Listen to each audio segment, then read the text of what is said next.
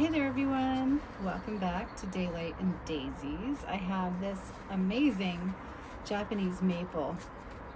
It's a bloodgood Japanese maple that I have wanted to repot, and so I let it dry out, but I just wanted to talk about the soil amendments that I'm putting into this soil. This is a kind of standard potting soil. It's a 10-24-8 soil mix, and it's got some amendments in it. It's really good for like vegetables, shrubs, flowers, but Japanese maple like acidic soil. So, and they also have fine roots. So I'm going to try this one in a grow bag that is a few inches bigger than what it's in, because it's just a baby still. I'm adding things like horticultural charcoal, pumice to the soil. So these kind of amendments are really helpful. I'm also adding worm castings for nutrition. There's like a list of things that you can amend your soil with that I will pop up on the screen for you, so that if you're unfamiliar with these things that I'm saying, it makes it a whole lot easier.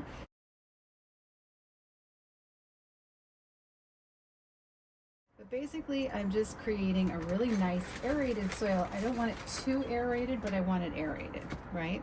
If it's too much, then it dries up too fast, especially because it's in a grow bag. But what I find is grow bags don't allow these things to get root bound. So I want it to have, like I'm going to overwinter this, obviously, because it's in a pot and it's still a baby, so it's a small pot. So this is going to be wrapped and in this little greenhouse that we're sitting in right now in winter.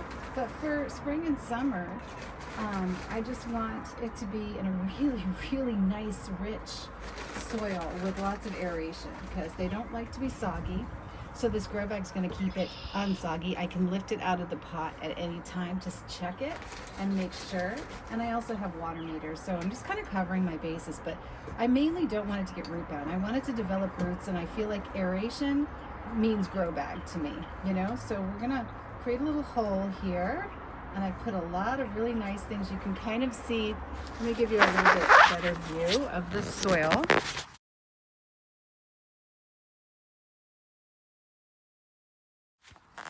So you can see this is it right now. It's dried out, so it just wants to come out of this pot so quickly. And my soil is very, very rich. So worm castings, a little perlite. You could actually increase the perlite, except that look at this soil. It's already so nice and aerated. It's not chunky. It's really beautiful.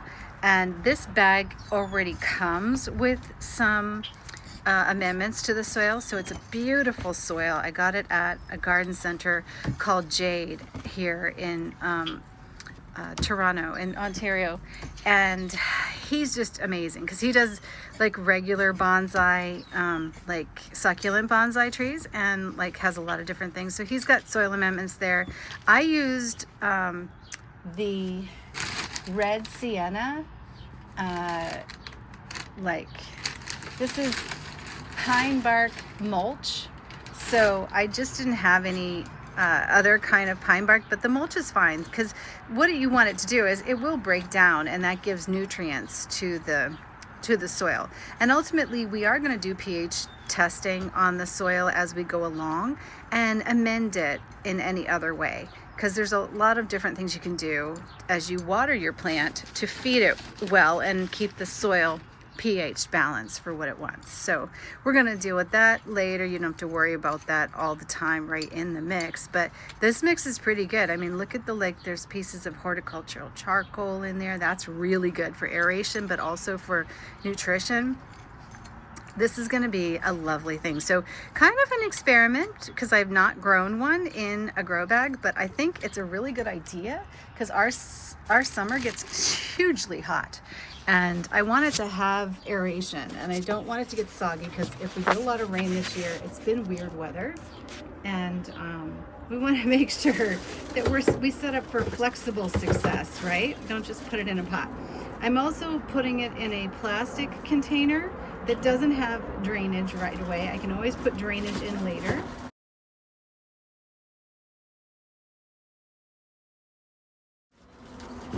And this is beautiful. Look at this gorgeous tree. So you can see how the roots are. They're very fibrous.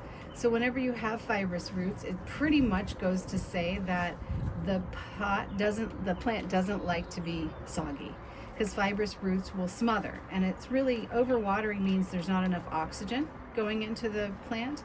So when you have too much water and it gets waterlogged, it's basically you're cutting off its oxygen supply. So it needs two things, right? It needs oxygen and it needs moisture, because it can't dry out, and it needs the moisture to grow and to get its nutrients. But it also needs lots and lots of oxygen, otherwise these little fibrous roots are not going to happen. But I work with flowering bonsai on this channel all the time, and things like azalea and wisteria, and they all have pretty much these fibrous roots, especially azalea. Those roots are so fibrous, they're literally a mesh. But look at how beautiful this plant is. It's gorgeous. So I'm not going to disturb it too much. I just wanted to show you the roots. We'll get a little bit of this soil back out because we're going to backfill it. And I'm going to plant it like there, right? So at the top of this, but we want some room to put some protective coating on it. So if you can get a grow bag that's even more deep, then great, because you can always fold it down. But I'm also, going to be watching this plant, so it's okay. It's got plenty of room in here to grow. It can still go down, so I'm going to leave it a little bit like this. So there's about, I would say, almost 2 inches, right? And if you want to just do an inch, you can. But if we leave 2 inches, we can cover the whole top with about 2 inches of mulch to keep that moisture in without cutting down its circulation. So fibrous roots are all about circulation. So just remember that. It's a great way to remember how you need to take care of your plant. If you bring it out and it's got thick roots, like a monstera, it's got very thick roots, very rooty, then it can handle sitting in water, but it doesn't like to be waterlogged either, because waterlogged means that it won't have enough oxygen because there's not fresh water going through. It's kind of like the premise of, if you put a cutting into water, you have to change the water every week, right? Because if you don't, the plant sucks the oxygen out of the water, and so there's no more to get. That's what's happening in your pot. So if it's fibrous roots and they're very thin and fragile, they are going to suffocate really, really fast. And you'll see the leaves drop, you'll see it unable to absorb nutrients, and you don't want that, Now, I like to kind of tap it as much as possible, but remember, this is like really flexible, which is great. So as we water this, we are going to be, look at that root, so beautiful. As we water this, we are going to be seeing the soil level compact just a little bit more. And if it does, we can always add more, but I'm leaving room for mulch. So let's put mulch on top. All my amendments are already in the soil, so it's got plenty of nutrition. Now I'm going to add some more of this mulch instead of really storing, getting more. I went through so much soil doing this patio renovation this year. You should check out the other videos if you're new to my channel, Daylight and Daisies, and my Instagram page, because I've done a complete renovation on my patio, and these are just some of the new plants that I'll be growing on them. Gorgeous tree though, gorgeous, gorgeous tree. I'm keeping the tag on it for now just because I want to create a custom tag for this. But there you go, this is what's going on. Because I let it dry out, we are free to water it really, really well. And it looks so beautiful. We're going to put old pot. I save the old pots for other things when I need to upsize.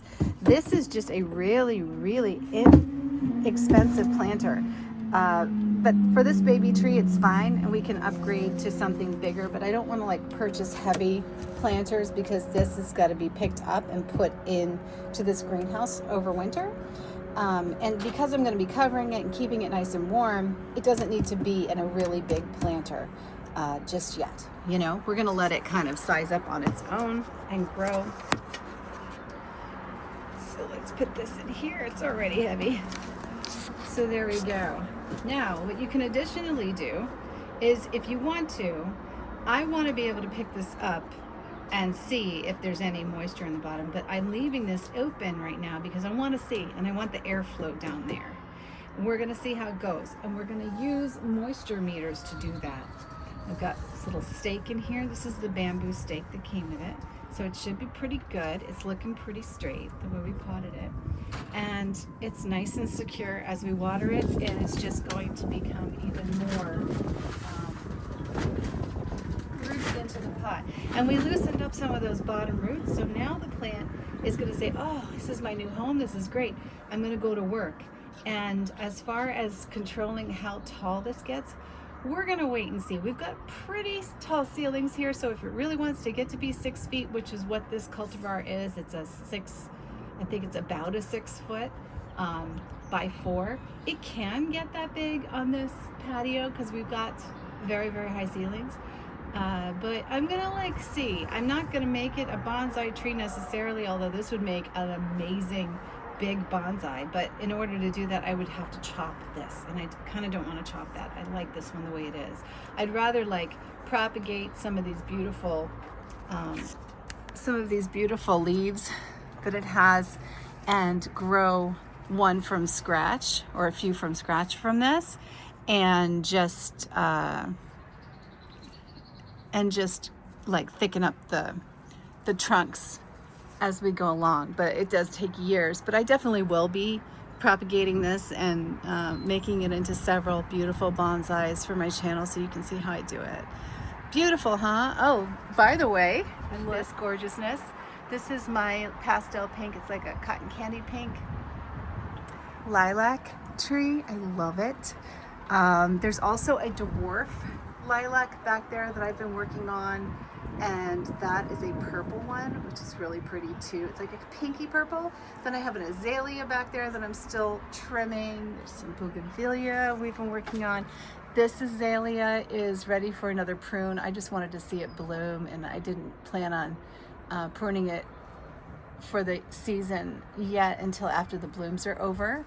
I'm keeping it in a big nursery pot so that it can develop those roots better and grow a little faster for me before it goes bonsai seriously. And this is a gorgeous one. This one is a really, really beautiful yellow. Then there's more hot pink, really pretty. I love pink ones. But as you can see, this is coming along really, really well. I've got vegetables in this tower, and the little greenhouse that I'm sitting in is kind of where I pot things and keep things, and then it's going to be my overwinter area, both in that one and behind me. And the herb garden over there is going to go inside after the season is over. It's developing really, really well. It looks beautiful. I love the way it looks. There's so much in there, and I still have half of the planter to do. Then I have my lavender. It's over here. Here, I can stand up and show you some stuff. So there's peppers here in grow bags. There's a fig tree I'm working on for a bonsai project. There's a couple of cherry trees I'm working on for bonsai. I think there's 3 cherry trees. I have clematis here growing at the entrance to the to this, and I'm just installing lights on this before I put the cover over it. Installing the cover over this is going to be a task because one person it's hard to do, but right now I don't need the cover on it, so we'll just maybe wait until later in the season and I'll bring some help. But this is gorgeous. I am so excited about this, and I eventually am going to turn this into a bonsai tree. I think it is so beautiful. I've been just looking at it and just stunned by the beautiful colors in the flowers as they open up. Here is a bunch of tomato plants for my friends that I'm going to be giving away, because I have so many that every year I grow a lot of tomatoes, but I wanted 3, so I planted a bunch of seeds not expecting all of them to take, and all of them took. I guess I'm doing well. Some coleus.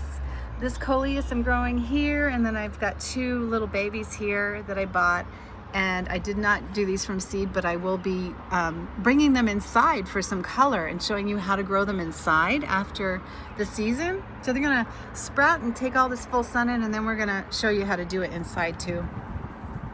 I have lots of lettuce, which I use every day. I am intrigued by this one. I love this. This is a pink creeping thyme. I cannot wait to watch this grow. I think this is such a great addition to my herb garden. And some other things I picked up yesterday, which need watering, are garden sage, pineapple sage, which is going to be fun to add. I've never grown that one. I have never had chocolate mint, but I'm going to be making tea today with chocolate mint because that is just, I've wanted to grow it and I never got around to doing it from seed. These need watering. Gosh, they just got here yesterday.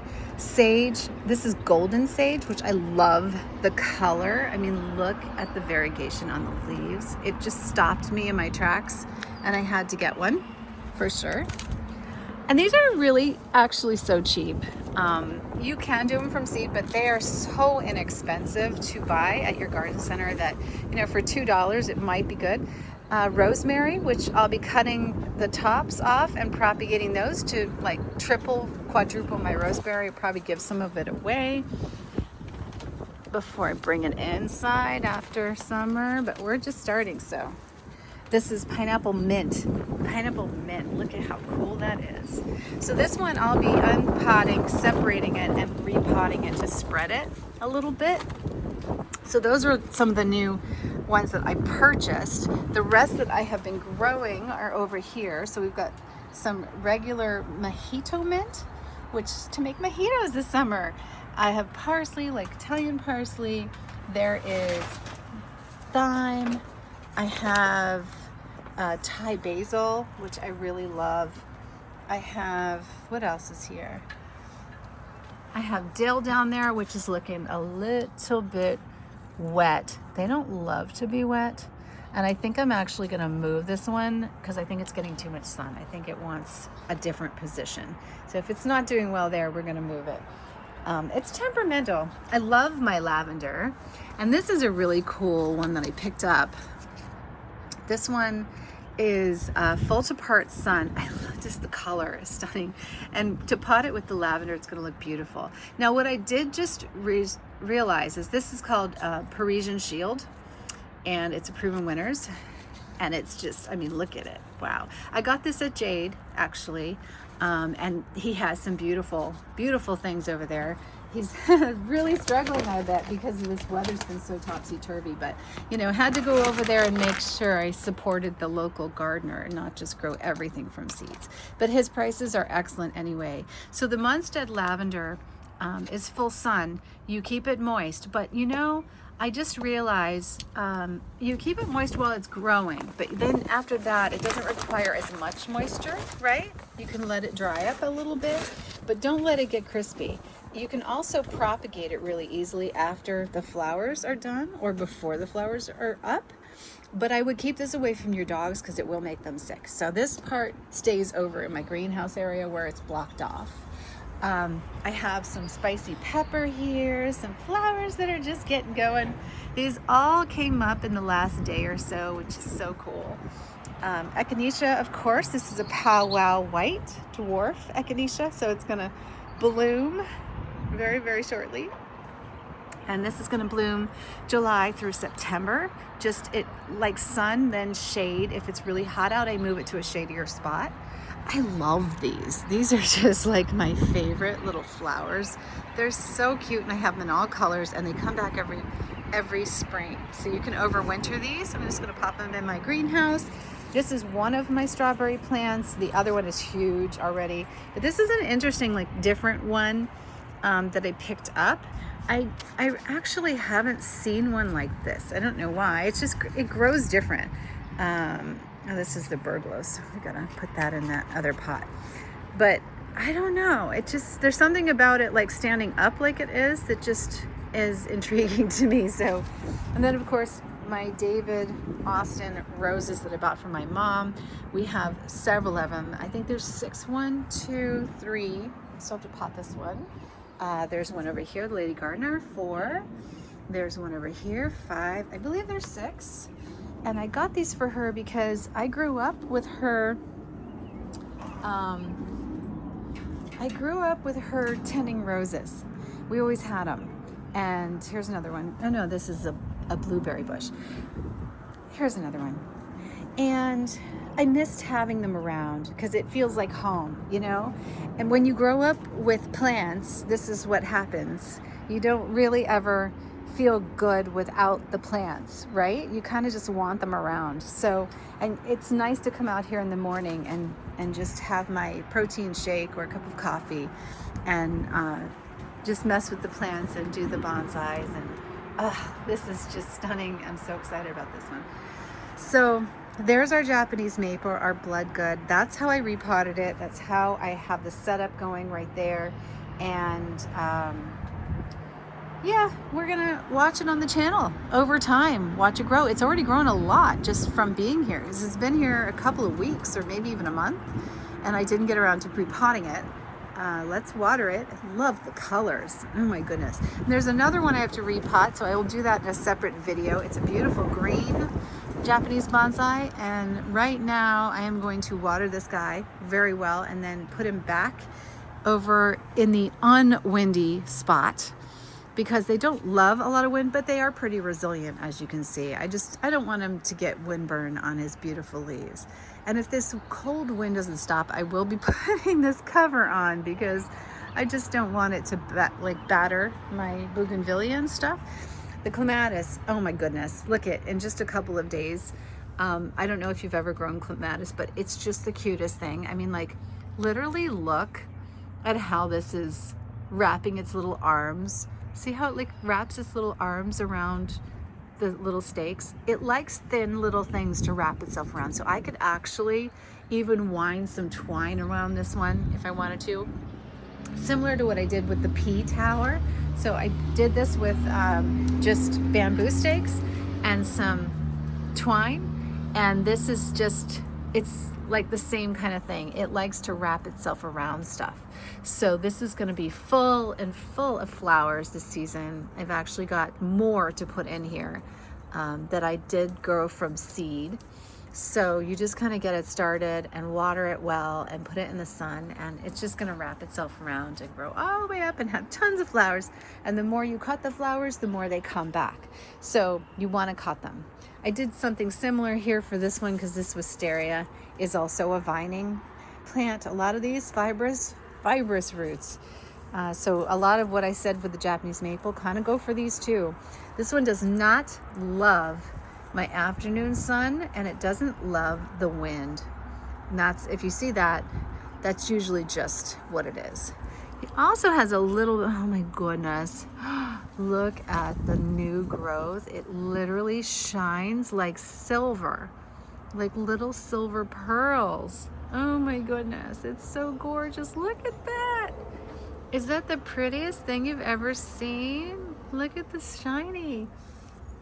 I'm so in love. I can't wait to paint these too. If you want to go over to my painting channel, I'm a watercolor artist, so I grow what I paint for sure. Oh, it's so cute. Okay, so that's it for today, guys. I will come back again with another video when the next one and show you more of a tour of what this looks like, especially at night with the lights. It's stunning already, but it's got a lot of ways to go. And we have some new furniture coming in too for the patio. Have a great day.